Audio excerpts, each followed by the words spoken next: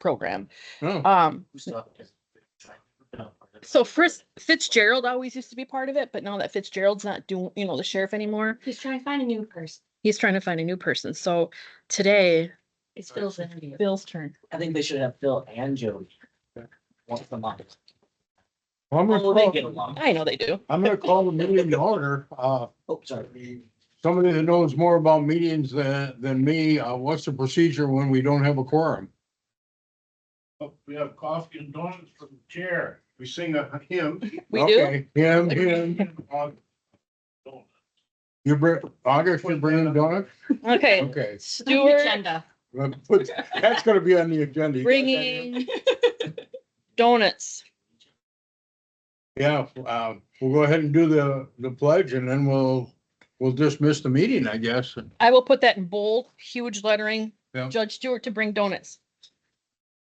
Pledge allegiance to the flag of the United States of To the republic for which it stands, one one nation, under God, indivisible, with liberty and justice for all. So without a quorum, the meeting gets dismissed. Is that how it's normally done then? You could do the meeting if you're not making any decision. Okay, well, the one thing we did have to vote on was the application for the TAD grant. So- Well, the thing of it is though, is that, so this is a competitive year. There's no pre-grant application period. The grant does not open up until September 10th. Okay, So we have one more month yet. So Okay. it opens up on eGrants on September 10th. The webinar is September 23rd. The actual grant is due October 26th. So that gives us plenty of time to get the grant started, review the grant, make any changes that we need to make to the grant, at least 2 times, we would need 8, isn't I it? 8, believe. if I'm not mistaken. We have somebody on. Don't see anybody. I'm wondering, though, if we couldn't, so we don't get sort of after the fact, if we could have a general discussion in August and saying, okay, here's sort of the broad outlines. I'm assuming there's going to be some changes in, I don't know if there are changes. I don't know what they would be. I- Yeah. I think ideas. Yep. hey, This is the grant. and Yep. Here's the approximate budget. Yep. Just Yeah. broad frameworks of that. So you could sort of bring us along so that when September hits, Yeah. bang, bang, October Well, done. Right, and basically when August comes, I can actually, because I don't foresee us having to change or request anything different than we did last year. We haven't really changed anything. Like we have the grant, the contract that we are finally, we signed the business agreement this week, and so we're waiting for, that Family Health Center to sign their portion of it. So there's really nothing that we're going to be putting on the next grant that isn't anything different than what we put on last year. The only thing we'd have to put something in there for Marie to fill in. Yeah, well, that, MSP. and that one is a whole, we have to go through different stuff, because when I talk to Ashley Heath, we have to do a job description, and there's all kinds of different things that we have to do before we can bring her on.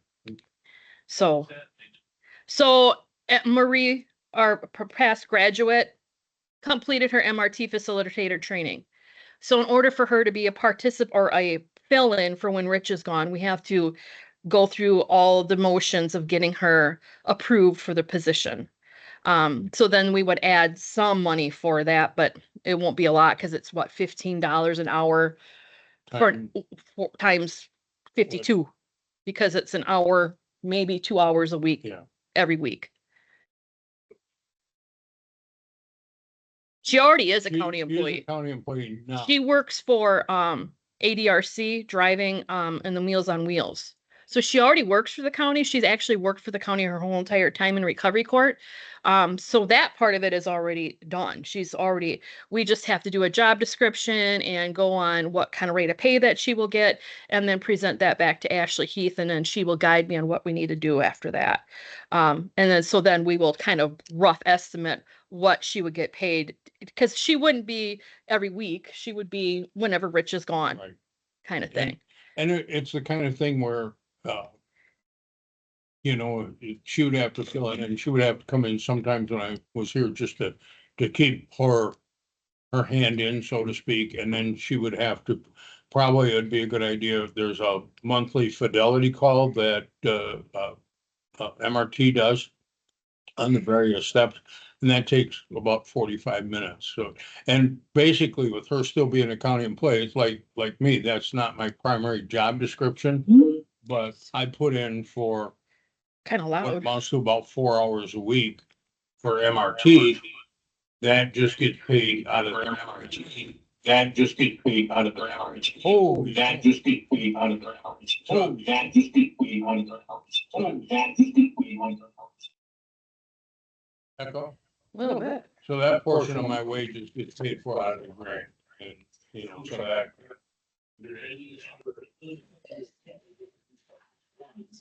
Are there days that would be helpful to, recovery court to maybe expand that a little bit? Not just sort of fill in for Marquis or any other necessary things that would be nice to have. well, That would be super costly to put it into the grant. I'm just spitballing. I think, you know, I think the floor is open at this point, that if anybody has any suggestions, you know, anything that would be beneficial would be helpful, you know, right? And But yes, Yeah. sorry, I'm trying to figure out why we have a huge echo, but I figured it out. um, I'm just thinking now, July and August are the times to think big and then we shrink down to what it is you want to actually do. I would make one suggestion because you've got a number of new people on the council. And that would be for the August meeting, send out last year's grant and budget so that people could say, oh, okay, this is where we're at right now. And that might prompt some suggestions for additions to the grant, just a thought. Right. good idea.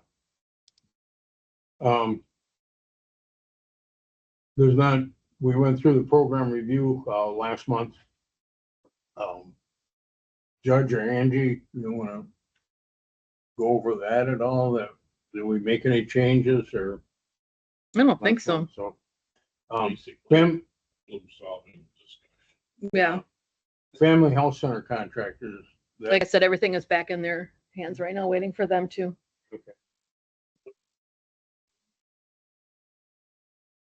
They look They're not changing. They weren't looking at any changes. Judge wanted to just make sure that everything was worded in regards to, the group aspect of it, and it is. There's nothing to change. Embrace, they're not gonna be able to make it this month. Tom, would you enlighten us on the tower project and the board action involved in the jail and where we're at on that? Rich, what was the question about Embrace? It just, they've had some significant changes in personnel over there and, the upper leadership. So, I just wanted them to come and tell us what was going on with that. And I know they've had some budget concerns, so. They've had significant funding cuts Right, from VOCA. yeah, And one of the operations manager has left for another job, right. and probably Now we have this four. one will be replaced. But they think of staff because of. Okay.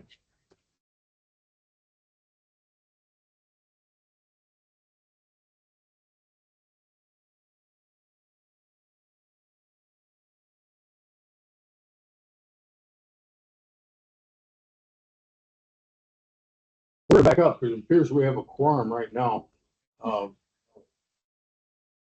The,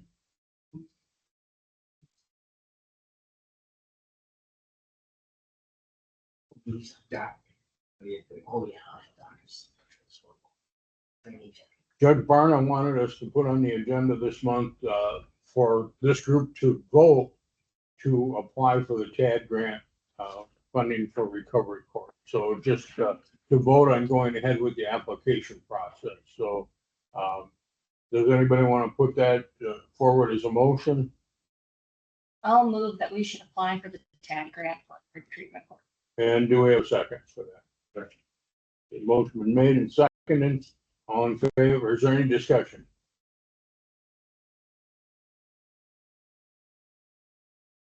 All in favor? Aye. Opposed? We will pass that on. We're going forward. Moving down, the progress in the sheriff's department tower project and the county board action involving the jail. John, would you enlighten us on what's going on with that? For the tower project, we're moving ahead, so lots of being updated as of last week. I have and no this idea week why it's continues blurry. smoothly. They did have an issue with their foreman was killed for the 4th of July weekend in an accident. But Gen Com continues to move forward. They're putting up cables and antennas pretty much the next couple weeks. Everything else should already be in place. Fiber play cabinets are there, so once they get everything hooked up, we are looking at go live somewhere in August for simulcast and training with the new radio operations up in the dispatch center. Okay. And we have a new training council now? We have a training council now, and people can look at it, and we are receiving transmissions from Gen Con techs across that council with other limited radio transmissions now, because we haven't switched over fully. Okay. Let's silence this crap, sorry about that. So we are receiving transmissions, and like I said, people can take a look at it and kind of get a feel of the layout before we go live for training purposes. Once Gen Com makes the final connections and switch over downstairs in the server room, then we will be 100% live. Okay. That would be the day the courthouse. When is that gonna happen? When do you- We're looking mid-August, Okay, so in the middle of everything good. So we'll expect a brownout in the facility when everything. else. From what I've seen, Gen Com has done an outstanding job in the layout for the new consoles upstairs. The coverage area and simulcast is something that we can look at, so I'm looking very much looking forward to that for both my staff and I know the row officers are excited about it as well. I'm just hoping that everything goes mostly smoothly. I doubt it will go 100% smooth. What's going on with jail? Oh, boy. Let's see. Besides, though, not a part of the jail or the radio tower project, we are moving forward with EMD training over the next couple months to get our dispatchers 100% qualified so we can continue to have that PSAT grant that came out in 2024, 2025. Working on the grant now for the 2026 PSAT grant. Most of it will just be like equipment and making sure that's covered because the allowable expenses have changed in the 2026 PSAT grant. Jail, like I said, jail inspector stopped by last week. We had a quick one-on-one face-to-face. He has requested a jail inspection on the 13th, so in the middle of all that, I'll also be dealing with the head for our district coming down to jail inspection. He's got quite a few things he wants to look at. I'm gonna keep working on that, and Angie and me, oh yeah, I'm bringing you in, are talking about how to utilize Veritrax for our EMP, so that's another change. I know, now she's. Thanks. We are looking forward to trying to get our own EMP monitoring system for our jail versus farming that out to another community. Should that Barron County. If I was to go down the list of everything that's happening, we'd be here for a while. You would be here forever. I'm doing my best, keeping up and trying to move forward and improve things. Okay. Is there concerns with the jail inspection? No, from our personal meeting, that wasn't like an official thing. I don't have any concerns about what my staff's doing or if we're following any guidelines. It's just a general one of those things. It's like, just have to make sure that since it's my first inspection, I don't wanna get dinged too much. There are things that we're gonna get dinged on because we've gotten dinged on them for the last 22 years, because they're just failures in the infrastructure part of the jail and things we can't make happen because it's just, we don't have it in this town. Okay. How about your staffing and what's the current jail population? Actually, current ground population is, I don't want to say an all-time low, but it's fairly low. Thank you, Nikki. Hey, you got 4 on drug court. Oh. That's awesome. It's working. We got 21 today, and I'm sending someone to Taylor County for not, it won't cost us a dime. He's actually has a job. He will be going to there so he can continue to work. So our population isn't bad. Staffing is coming back up. We are at 14. So if we have the next one come in who's in background investigations right now, if everybody's good to go, I will be able to return my sergeant from working on the floor to being a sergeant, so I can have him do it. If we get one more, that I can, we are promoting one to sergeant, but he will be filling his regular duties as a staff member until we have him staff to return or move him into an official sergeant time slot. We are 7 people who need to go to jail school. That is in absolutely happen within the time frame, so I have requested extensions on the training, but training scheduled for one's in right now, one hopefully in October, one hopefully in November 2026. We will regroup and see what we do with the last 4.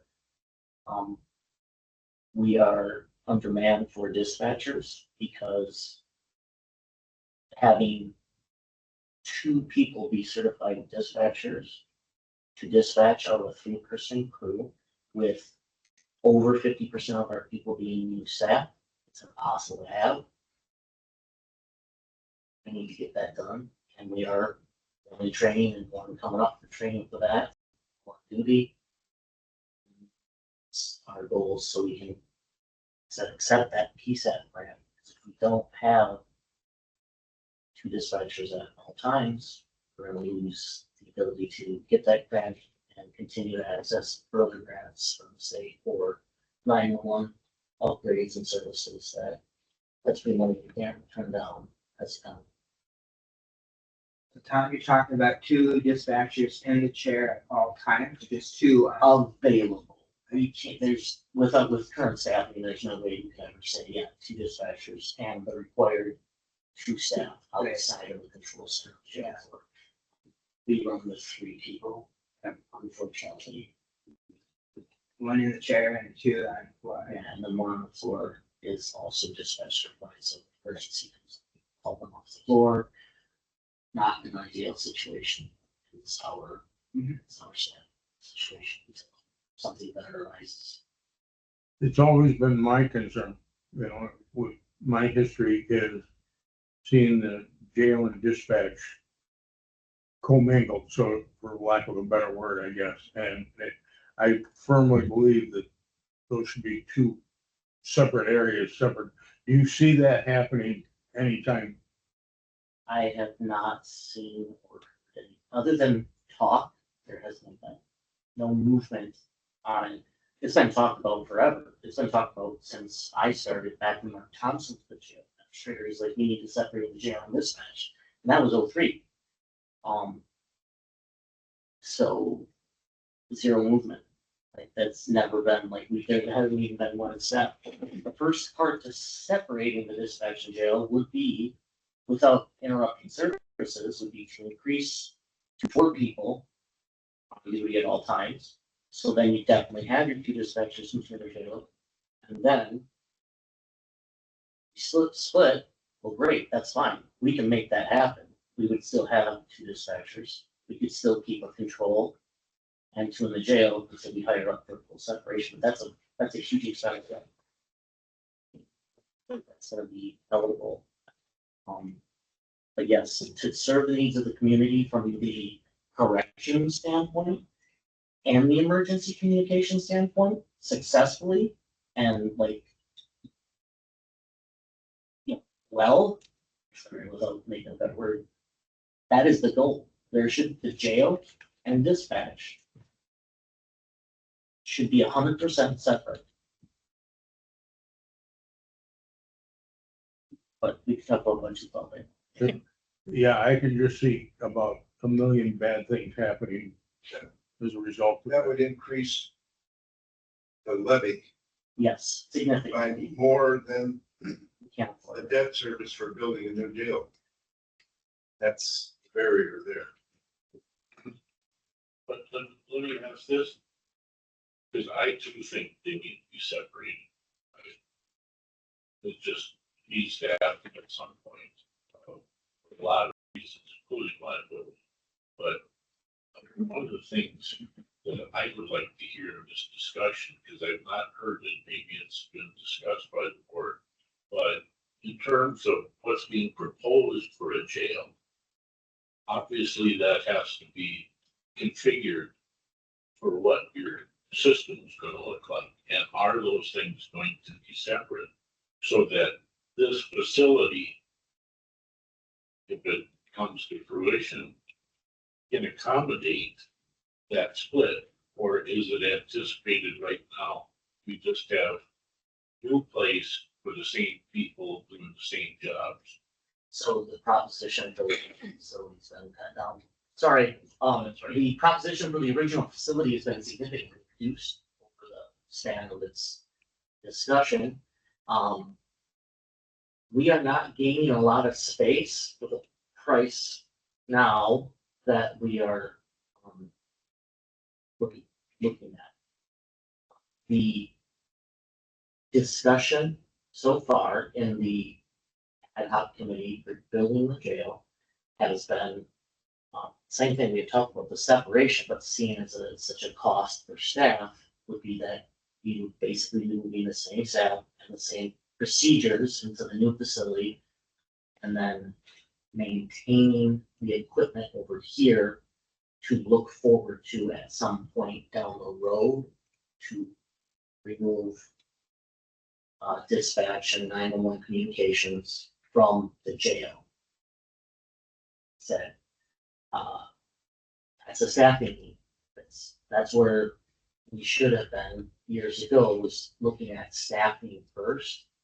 And I know that's an anathema in any budget discussion, staffing. But it comes to a point where if you talk about, it no longer becomes something that we can even ignore, because the bottom line is we can't afford it. We have to figure it out somehow. It is unfortunate that the budget for the jail and communication center are considered one thing rather than two separate entities. I guess that's something we'll have to look at moving forward, is how do other communities budget separately for their emergency communication needs and their correctional facility needs. And go forward from there, how do we make it happen? Staff. So it sounds to me, and correct me if I'm wrong, that the current building project that's on the table really wouldn't accommodate that split. In other words, It would provide the correctional space needed. My personal opinion, it's just an opinion, based on years of experience, is that providing a 911 communication center in the center of a facility that is for correctional purposes is a poor choice.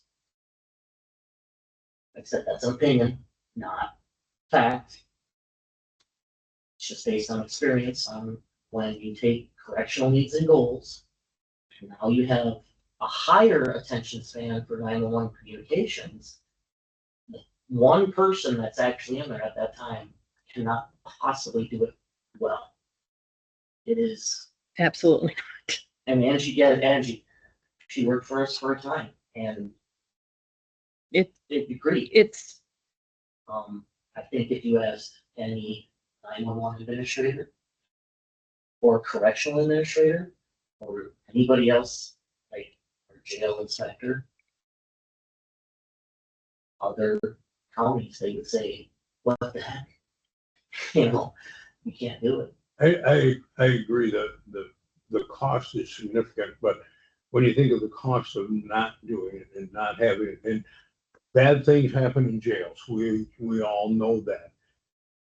With that being side by side, it'd be real easy for things to go wrong and all of a sudden we don't have control of our dispatch anymore. And without dispatch, how do we respond How to do we anything? coordinate with any, Right. with professionalism and security mindedness and safety for everybody if we're disrupted by something that. How it was cost, Rich, is it isn't just, oh, well, we'll have to raise taxes. If you build a new jail, the debt service does not go into the levy against the levy limit. If you add more staff to the department, that goes against the levy limit. So if we are at or close to the levy limit, if you do that, you will have to cut somebody else. And that's where that's where you really have a serious problem, because, we're gonna reduce staffing in your department. Are we gonna reduce staffing throughout the courthouse? Are we gonna shut down the highway department? You have to find that money somewhere else because you're at that levy limit. And so, it's a Catch I mean, right? it would be really difficult to sell the board, I'm sure, or the public, if you were just going to increase taxes. But if you have to decrease services in other areas, and that's one of the unfortunate problems with law enforcement is that it's almost all levy dollars. You're not getting grants and aids and all these things that Health and Human Services gets, and a lot of the other departments are funded, in part at least by state and federal funds. We didn't get any state and federal funds in the sheriff's department. And the highway is somewhat, a lot of levy dollars. Highway too. I would never, ever propose that we lower any services in this county since met with several of the departments. Sorry, go ahead, Ron. Well, first of all, let me say, I value your opinion. You don't have to apologize for it being your opinion. One of my expectations is that you representing that jail can come in here, give us your opinion. Obviously, you don't want to step on the sheriff's toes, but So, by the same token, the sheriff. he's not here. It's okay. I've stepped on Sheriff's toe. I mean, You recover. Anyway, so that's the first thing I want to say. So I appreciate your expressing that. My second question, aside from the communications, like separating from correctional stuff, how well does this proposed jail accommodate jail programming? In other words, you said for communications, it's not ideal. Correct. But how about for jail programming? So from a correction standpoint, this new jail is amazing layout, and we will be able to better support programming needs. We have more space. We're increasing some of the court needs for Zoom and all that.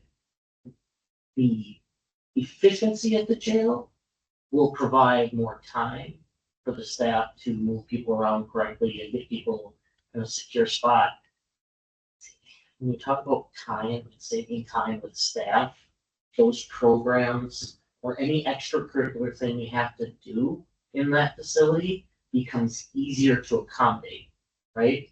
And with the increased space, and it's not like it's a huge amount of space, we're literally just adding one more not community room, we call it upstairs, it's the media room, the conference room, all these rooms that we smash together.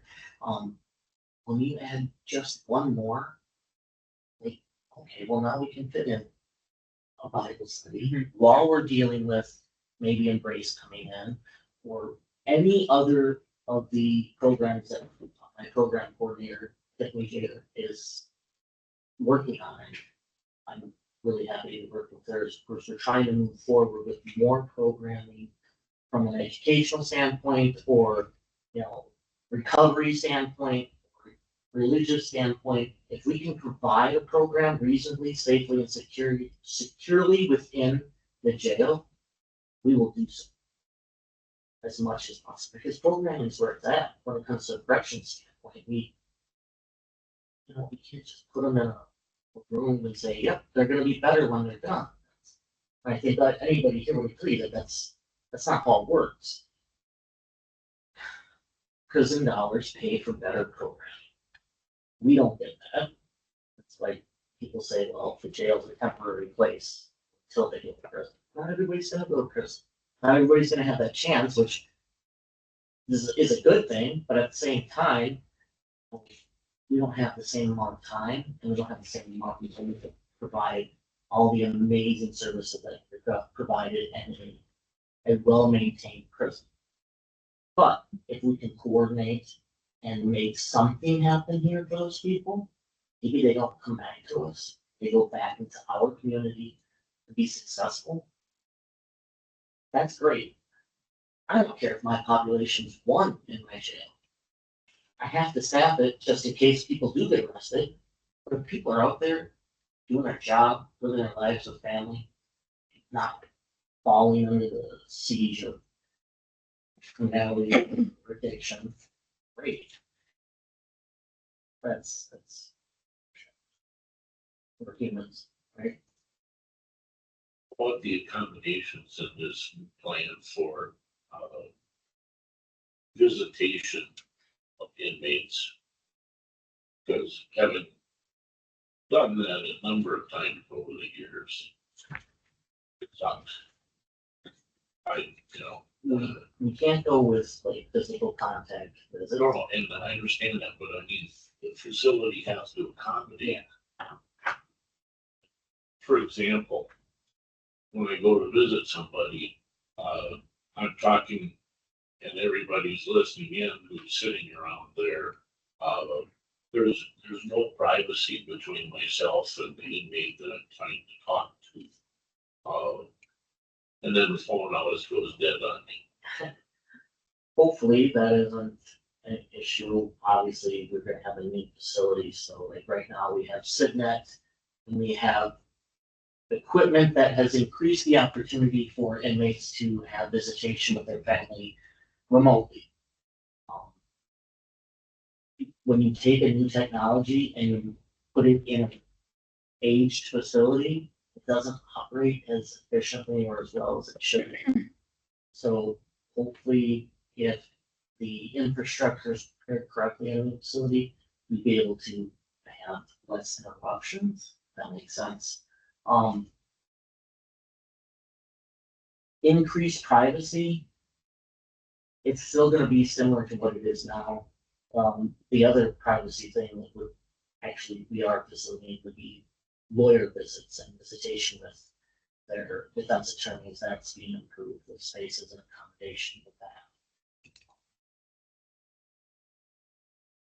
And then the larger day area may accommodate, enough space that people can be separate enough for their visitation purposes. The individualized rooms that would only have maximum ever hold 2 people in one sleeping space would provide some more sufficient privacy, but that's not really, doesn't really help them with the visitation. That helps answer your question. That's the Yeah. One of my primary concerns at this time is that if in fact, the new facility is authorized and we build it, that we don't hamstring ourselves in terms of the space for things like contact with defense attorneys, with family, jail programming. So we don't build something that doesn't accommodate any of that stuff. And so that doesn't require bodies, obviously, it requires brick and mortar, but I I just don't know, and that's probably my fault about what this new plan is able to accommodate. I think that's a hard thing for them to, the plans have changed so much, and it is a priority to increase the space for programming. That's why we went from one, general use program area to two. First, it was just gonna be one on the first floor, we're like, nope. Put one on the second floor right above it. If the ceiling isn't high in the first one, I don't care. Then we got two programming rooms. So we are keeping it a priority. I would like to bring back the possibility of inmate workers since the direct supervision will be more accessible there. And that's a requirement. You can't just have inmate workers sitting in a room unsupervised anymore doing stuff. So with the new facilities design, they're literally never outside of a supervisor site. So we will be able to accommodate just kitchen, maybe, and allow them to step outside of their housing unit, do something. If they fit the, the requirements, we can allow them to get out and do things that aren't just sitting around playing poker and watching TV. Some people do want to sweep the floor, mop the floor, light down a window, interact in corrections environments outside of this. Feel purposeful while they're, Yeah. they ask all the Give you time.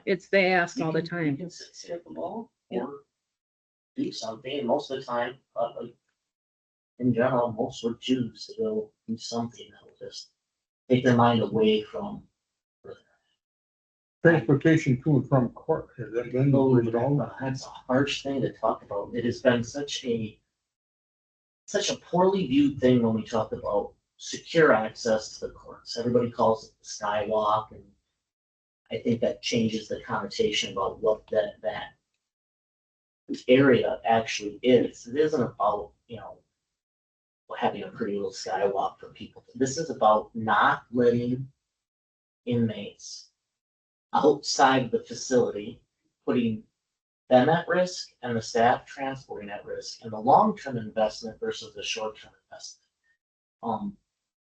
We've talked about the staff, obviously, and when you do that, when you say, hey, these inmates have a right to be present in court. Do they always go? A lot of them will choose Zoom, but they still have the right, and especially if their attorney says they want them physically present, we have to accommodate that need, meaning we have to take them outside of one building, take them out of their environment, put them out in the public. Oh boy, on a date and time which is publicly viewed on CCAP. If you're the loved one of Mr. Joe, who murdered 3 people, or let's say you're not, let's say you're the loved one of the loved one that Mr. Joe murdered, and Mr. Joe has a court date in Russ County on April 13th at 9 a.m. CCAP, right? Anybody can look at CCAP and see Mr. Joe's gonna get. So I'm just gonna park down there. And as soon as Mr. Joe and that squad come out of that jail's Sally Port to drive over to the Sally Port, I got something for him. Right? Because Mr. Joe is going down. Does that make sense? I mean, sorry, I didn't mean to be so passionate about it, but that secure stuff we already have in our jail. Why would we step away from it? Am I correct? Absolutely. Do I see? I don't think that's unreasonable. I wish there was a way we didn't have to build that. There were options on the table that were building a new jail adjacent to our current building in some way, shape, or form. I wasn't a part of that design choice. I wish we could have stayed that way, but I don't think this area would really provide that. The need, and then there was an issue about if you design the new facility into this courtroom, you have to meet the updated courtroom needs. So they said, well, what if we just join it to the old entry or current jails elevator in that, and they said, well, that would be acceptable, then you don't have to change the cord. I am correct on that, sir? So I have a new design. Seriously, I'm all ears, I'm not the designer, but I'm all ears. when they talked about doing something on the east side of the building, some of the barriers to that had to do with the court. The requirements, So the new plan is, this is my plan. You build a parking garage and your sally port that you have over here on the first level of the parking. You build a new jail on the second floor. The east parking lot you're talking about? Now, The east parking lot? Yeah. Okay. build a new jail on the second floor.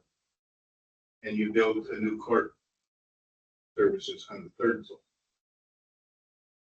And then, yeah, just the jail. Then you can use portions of the existing building, either the third floor where the court services are now. You could move human services up there and have your sheriff's department offices and all that on the current second floor where human services are. Or you could still be on the third floor too, where the court services are. So that, it seems to me that it's very expensive to build just the jail part. So if you didn't have to build all the other ancillary services, that you could just remodel either the second floor or the third floor to accommodate your offices, your programming area. Now you've eliminated taking people out of the building. Just have the elevator, just like you have now, from the jail to the court. Not the architect. But if you think they Wants don't here, listen to but you, then I agree, I wish there was a way to join without moving off site. Yeah. I know that I they mean, proposed. my understanding was that the barrier to using Our current spot, had that there wasn't enough space. Well, if you didn't have to build a jail and a office suite for you and your staff, I think there would be room. Has that been proposed to the board, Mr. What's that? Wayne? Has that been proposed at all to? No, I just thought of it. Okay. It will I be. mean, the original, there was, Unfortunately, they're $1 million into designing something somewhere else. And, Sometimes it pays to cut your losses. yeah, oh, absolutely. Yeah. The problem with the way the designs were presented to the board was, it was sort of like, okay, here we could do this, and you could just tell by the tone of the voice that they didn't want to do that. And then, oh, well, we could do this, but, then it would be off the wrong side. So it was obvious that the design people, at least, were pushing a particular design. And then, then they had to accommodate that design either with a skywalk or with transporting prisoners from the one Sally port to another. the only, like I said, without turning into the old designs, because there was an east side, there was an adjacent south side proposal, and I don't know why those ones got discarded in the early days. For the east, the eastern parking lot proposal just discarded in the summer. The original study that was done, my recollection of that, and that's a long ago now, but they wanted to continue using your current second floor. Yes, I believe that was a part of that. And they were going to remove portions of the south side of the older sections of the courthouse and have the jail on this side of the Yeah. street. I'm not sure that would have accommodated the pod system. Like I said, that's before, I don't know, I could probably dig through those records, but at this point, it really doesn't seem worth reviewing stuff that's already been discarded, unless the whole situation comes up. Yeah. Are we starting from scratch? Should we do? I don't know, I don't have all the answers, obviously, but I'm just trying Yeah, to. that transportation outside from one building to another, that has plagued me because for obvious reasons that you said, for the risk of escape, if we get a high-risk prisoner in here. I mean, drugs are drugs, and I'm sorry, we could end up with a high-risk drug dealer in here at any time, and it's just huge, huge risk to the officer, to the inmates, to the public out there. I just, that really bothers me, What but percentage of your court appearances are We have greatly inmates reduced, from our jail as opposed to someone from Barron or some other facility? we have a lot more from our facility that have court appearances daily versus the people from the public that come in. So I So mean, you have I guess that, based on, you're talking about based on the total amount of court appearances every day, the inmate, or inmates in the facility. I mean, theoretically, you have the same risk if you're bringing an inmate from Barron or Chippewa or from another No, jail. you don't. You do not. You- Sorry, I don't want to you shut you don't have a down. time frame. Timeframes. I don't have to fit that in. Because I can house them just like, so I have a person coming in on the 31st. I'm not arranging that transport for the 31st. Yeah. I arrange it when I prefer. I can house that inmate in my facility. He can go to court without leaving our facility. He will be coming back and he will remain in my facility until I can transfer him out. I do not have to post that. I will not post that. They don't need to know. That's how I get around, or I should say, sorry, that's how we get around that security risk. There is still a risk that they could be, attacked. That's always gonna be a risk. But we greatly reduce the ability for them to coordinate when we do those transports alongside the county. For facility. I mean, And that's not just for jail, that's for like transporting to prisons or transporting to mental health appointments, doctor's appointments, any of that. They don't know where they're going. I don't have to post it. Nope. It's like CCAP has. So that state requirement. It's not their fault. They have to put their stuff on there, but I don't have to do it. There was one thing, and I know we boosted on for the, talk about the jail design and all that. Previously, we talked about increasing staff and levy dollars. How we would have to take from other services and other positions in the courthouse to fill that. And I would, like I said, I would never propose reducing any of our greatly stressed other departments' people. However, why are we saying that we've had a need for staffing in the jail and 911 center for 20 years? And we've never proposed meeting those basic needs. We're already under staffed, from the community standpoint needs, but that's never come up for increasing theirs. Like I said, don't anybody ever dare reduce these four stress departments staff. I am against that as well. We have a long-term data, if you want, or a stream where it's been not answered in our environment upstairs for emergency services. Why is it okay to cut from the community's expectation for that as well? I don't know how to balance it. That's too many factors. I want to work together. I want to get there. But it's gonna take a lot of coordination and consideration to make that need met from both sides. All right, I've probably talked a lot, so I should shut up and just step back now. I do have a question. Do you get to sit in on those ad hoc meetings? So I don't get to always sit on them. I can, sometimes it's a time frame thing. I did get to sit on the one 2 weeks ago. I think it was the one where Samuel's group was finally catching the new at jail build ad hoc committee members who just came on. Jerry, they met. Samuel's group was trying to catch them up with the whole project and there was a lot to go over. So I was in on that one and we had a discussion about the need to remove the 911 center from the jail.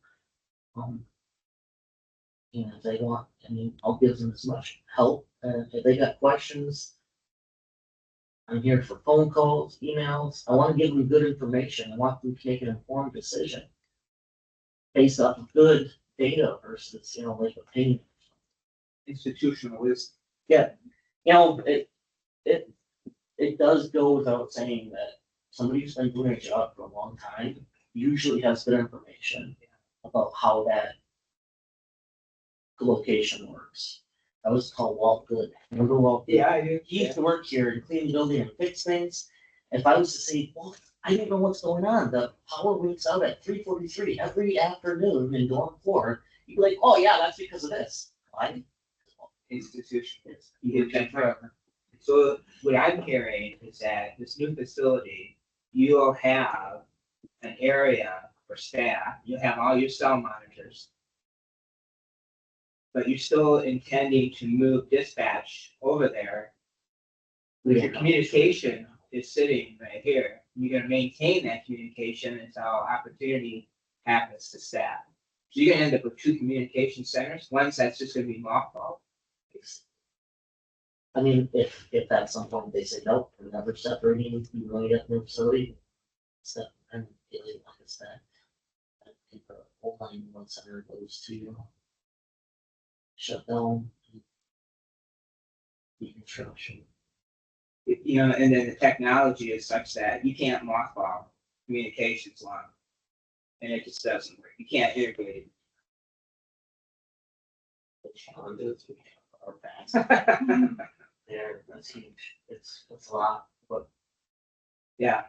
There's a redundancy. I mean, having 2 communication centers, but if one is never maintained, at some point it's gonna get done. sure, it's no longer functioning.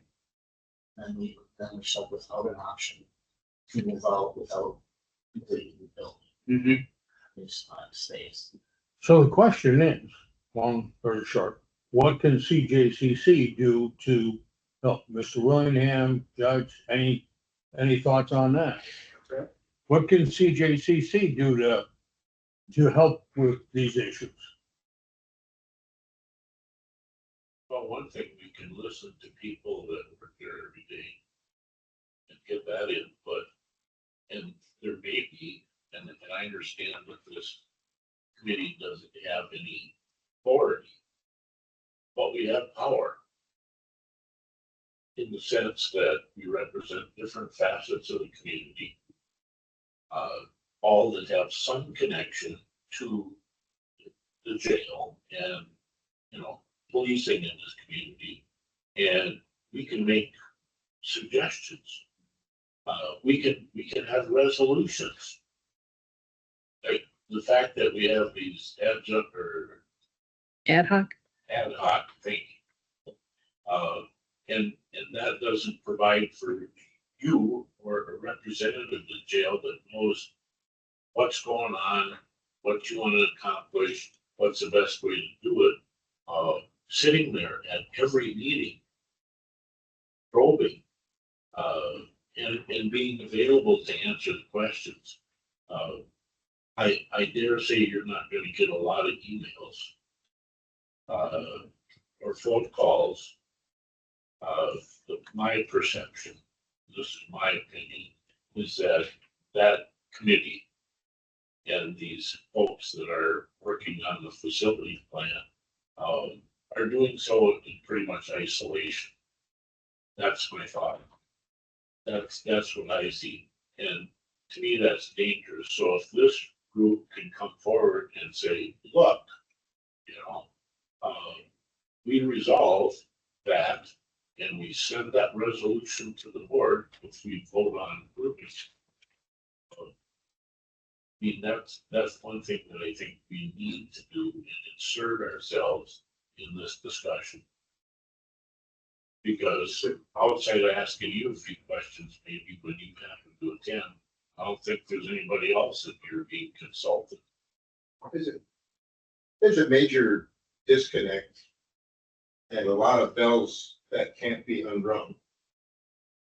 You know, maybe I'm wrong. But I think a lot of people, if we could back up and start all over again, would be a much better approach. And this is probably, you know, again, just my opinion.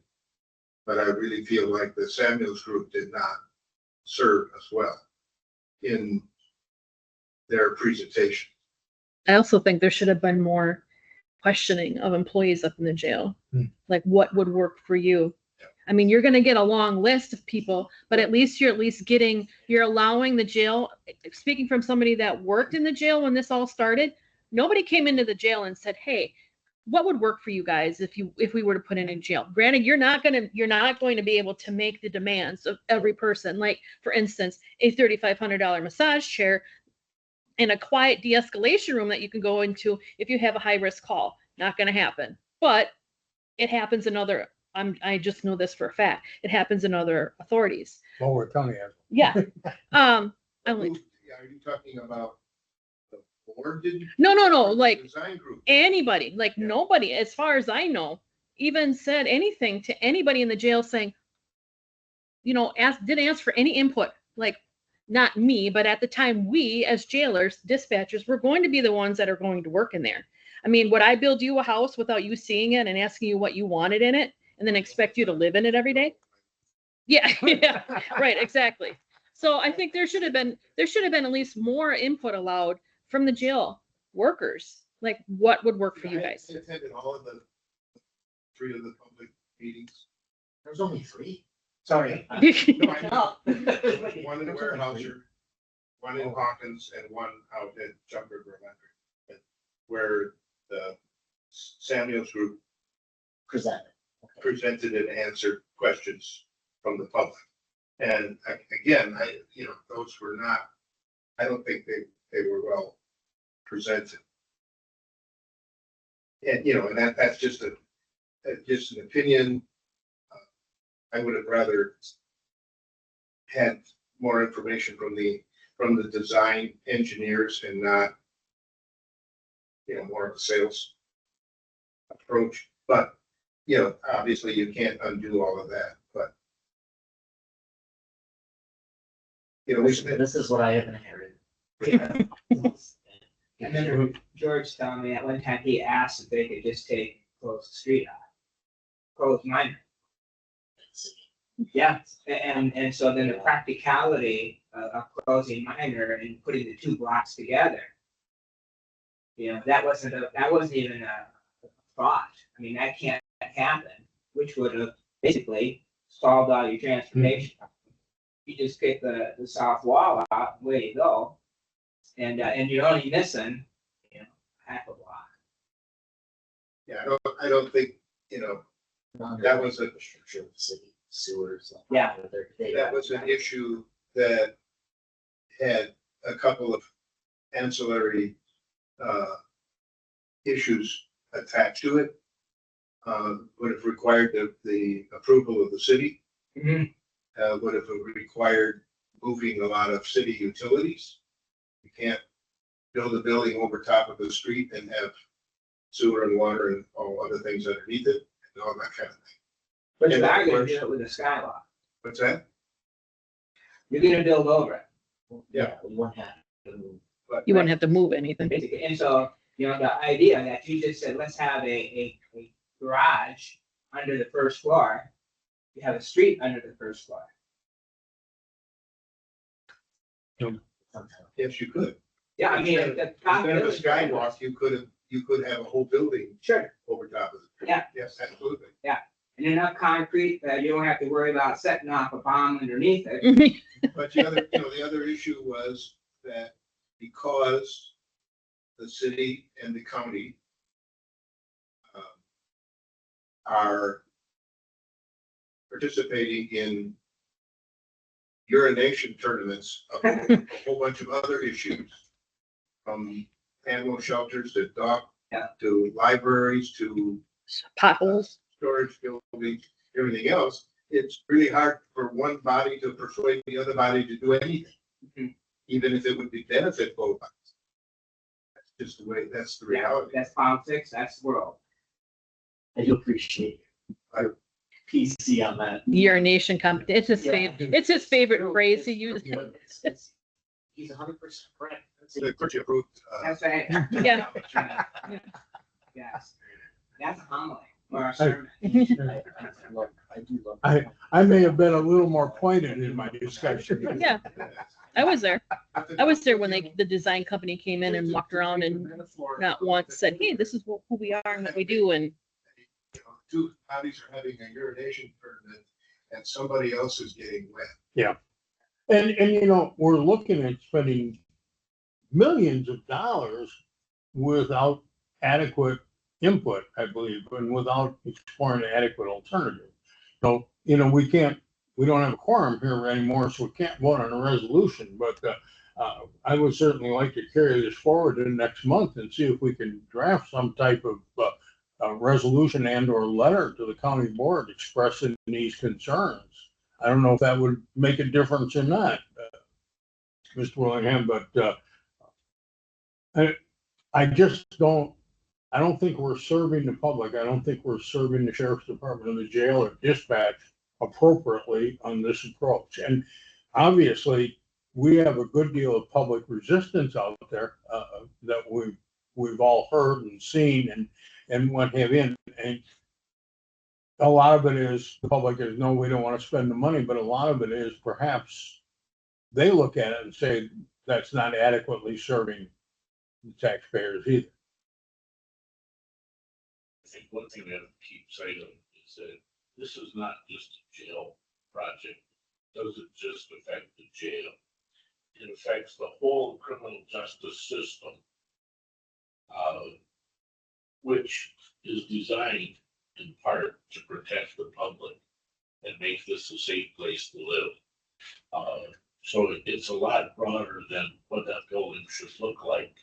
It's what's it gonna do? How is it gonna function? How is it gonna facilitate the courts, for example? There's a lot of different things. So I think the CJCC perspective should be expressed. Now, you're right. They have no obligation to do or even listen to what we say. But if you don't say it, then it was never said. And again, that should be the power of this group,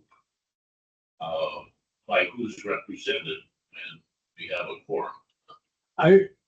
Let's pass on to our other members of the group. We'll bring this back forward to next month's meeting and concern. But let's everybody make a list of concerns that we need to address and in a letter, in a resolution to the board going forward, so we can do that. So if somebody could get that to me no later than the 15th of next month, and we'll convey that to the other members and hopefully we can put something reasonable together. Does that seem appropriate? Yes. Nancy, you probably have some concerns too, as far as the victim witness and how to deal with that. So, You know, the Don't- planning process, the last presentation that was made to the board, and I confess I voted against that bonding issue. And actually, the bonding is relatively reasonable. I mean, it's sort of like if you were going out to, well, not you, Rich, because you wouldn't do this, you'd pay cash. But if you went out to buy a new truck, you know, when you found the truck that you wanted, your question is going to be, can I make the monthly payments? So if they stretch it out over 7 years instead of 6, yeah, I can make the monthly payments. And when they presented the bond, it's not that. Maybe for my house that I don't own, I think the taxes might have been, say, a little over $100 a year. That should be fairly doable. But it's all the other things around it. And But if I'm looking at the loan and I'm looking at saying, okay, I can make the payment, but I'm gonna buy a truck that's not gonna do the job for me. Yeah. Then that doesn't make any sense. What people are looking at is that they're, when you buy that truck and it's $80,000 truck, but if you finance it for 7 years, it's $120,000. Well, that's what people are looking at, how much we're gonna pay for this Long term. over time, rather than how much we're gonna pay for it each year. And I don't know how you overcome that barrier.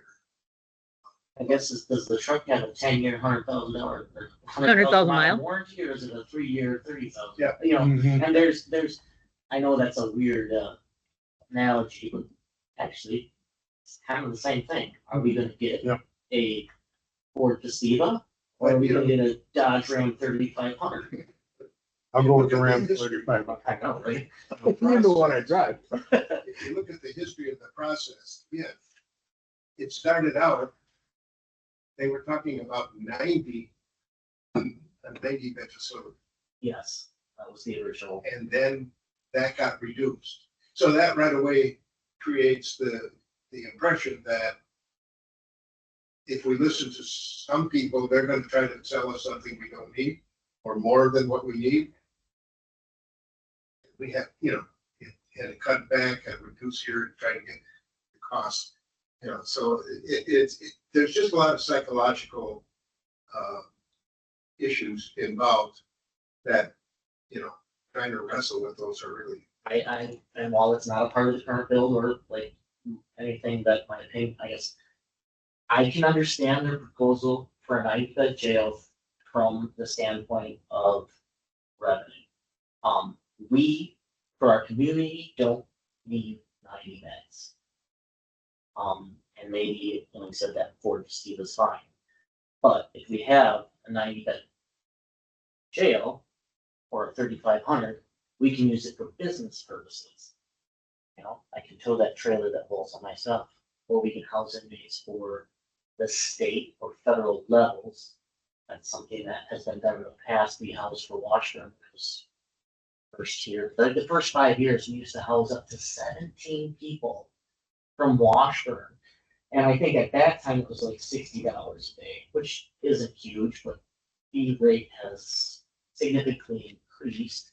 I just could put With people there. increasing, I guess, yeah, that's something on. Let's not start that again. Right now. On the committee when we remember the revenue that we got from Washburn. Yeah, And I just think we even had guaranteed so many beds, even if they weren't using it.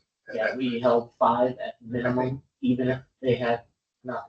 Whether they had an inmate for those 5 beds or not. Well, they would ship us 5 even if they didn't have. But I've been told, and maybe false information, but I've been told that right now, there's pretty much a surplus of beds in the region. Everybody has We beat have us to the overbuilt. punch. Everybody beat us to the punch. They built jails. Even Eau Claire County has a whole wing that they've never completed because they don't need it. When they closed down the prison over there. I wanted to express my issue of housing outside inmates. Don't do it. Just don't do it. We won't have. That's one thing, because I've worked with counties all over this judicial district. And one of the things, even when I was a defense attorney, and as a prosecutor, one of the things I found was they're only going to send you those folks that are going to be high cost. I see one of the sheriffs in Wisconsin now just discontinued, I think it was in Ozaukee County, taking in any federal prisoners. Because what they found was the cost for the medical care far outstripped that $80 a day that they were getting.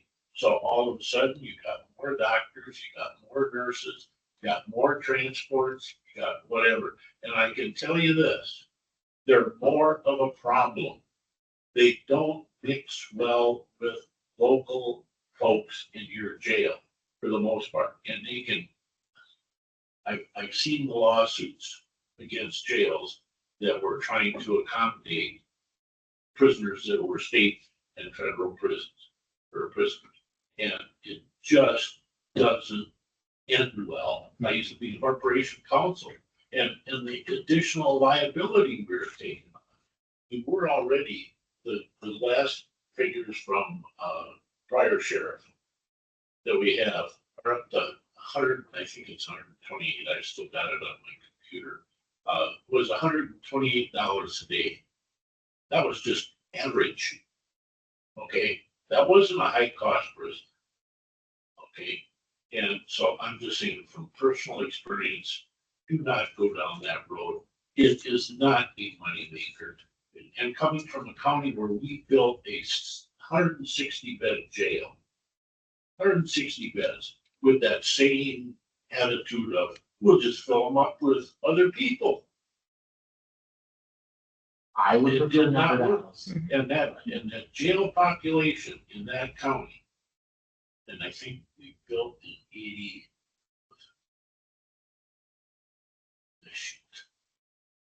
Anyway, it's quite a number of years ago. We were averaging, when we built that new 160 bed jail, about 51 or 52 beds taken up a day. It has decreased, or it has increased only about 6 or 7% jail population over the last 20 plus years, actually over 25 years now. And they said, oh, you're gonna go up 5% every year. Well, not when we had programming, not when we had other means to deal with people in the criminal justice system that kept them from recidivating. No, it didn't. It didn't. And we sell the beds. The county tries to do it yet to this day. Barron County tries it. Polk County tries it. St. Croix County tries it. Eau Claire County tries it. And it's not a money maker. Does it bring some cash in the door? Yep. But not enough to cover your increased cost, especially with the way your staff is stressed right now. Plus the fact, if I'm sheriff of Price County and I got a problem inmate and I got shipped out, I'm gonna send them to us. Everyone with a mental problem or a physiological problem, they're going out because the cost doesn't rise. If it's $60 a day, I would just like, it's not my personal opinion about housing. I'm just saying that other people. That was- saw it, That was part of the pressure. Cover the revenue. We are running way over time. I know, so guys, sorry. No, we absolutely appreciate the input. One thing this committee could do. Yeah. I think we should be pushing much harder for alternative and conversion service programs. Hmm. That will pay off. Yep. And I think now that we have, I know that the DA is all in. It's in favor the of process. that, you know, so I think we're gonna see that progress. In forward. human capital. Yeah, and I wanted to get into some of the things I had going, but we're gonna postpone those to next month, so, I'm looking for a motion to adjourn. Everybody wants to say, Just declare the meeting adjourned. meeting's adjourned. Appreciate everybody's time. Yeah. Have you looked at the screen? Yeah, and I don't know why it's doing that. I have no idea. It looks like somebody fixed the. Yeah, I don't know if it's, they're gonna hear us, but they aren't gonna see anything. I don't know why it's doing.